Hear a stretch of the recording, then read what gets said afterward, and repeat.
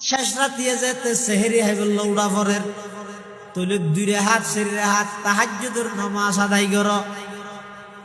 যদি তাহাজ্জুদের নামাজ আদায় করি সময় আরো বাঁচি যাগই, তৈলে নির্জনে বইয়ের অন্ধকারত বইয়ের দীর্ঘদিন আল্লাহ তুম দূরে আসিলা দে দিতে কিলা দে। এবার একা করে আল্লাহর হাসে যাইরা আজিরা দ বরদর আমদ বন্ধায়ে বুগিরি কথা আবরুয়ে খুদ বহিসিয়ারি কথা।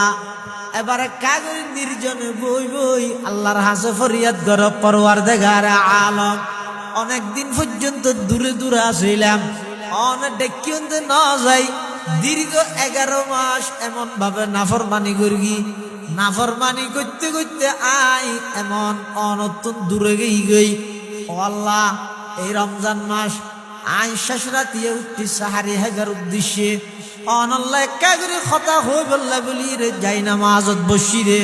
ও আল্লাহ দেয়াছিলাম যে বন্দাইবে দেয়াছিলাম যে বন্দাইবে আজিয়া অনদ দরবারত মধ্যে আইরা হাজিরি দিলা।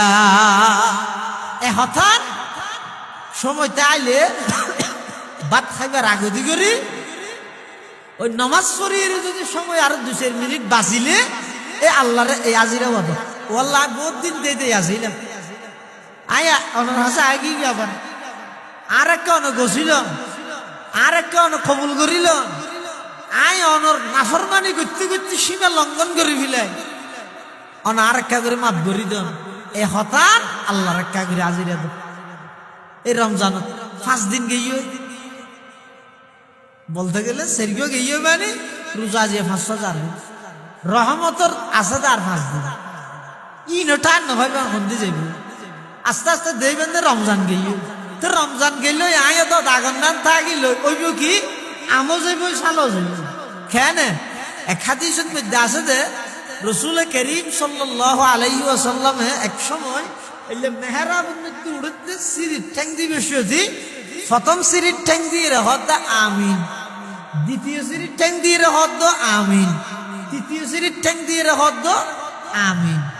সাহাবাই কেরাম হলো হদ্দু জোর ইয়ার আগত দিত হনিকে সূরা ফাতিহা নগল্য দুও নগল্য অনা আমিনকে হলেন। তো রাসূলুল্লাহ সাল্লাল্লাহু আলাইহি ওয়াসাল্লাম ফরমাত দে 3 বিষয়ে আল্লাহ সিদ্ধান্ত লই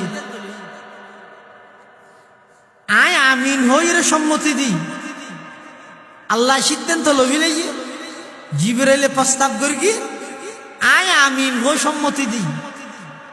সাহাবাই কেরাম হল হদ্দুজুর 3 বিষয় মানে কি হতে 3 প্রকারের মানুষ হল্লাই ধ্বংস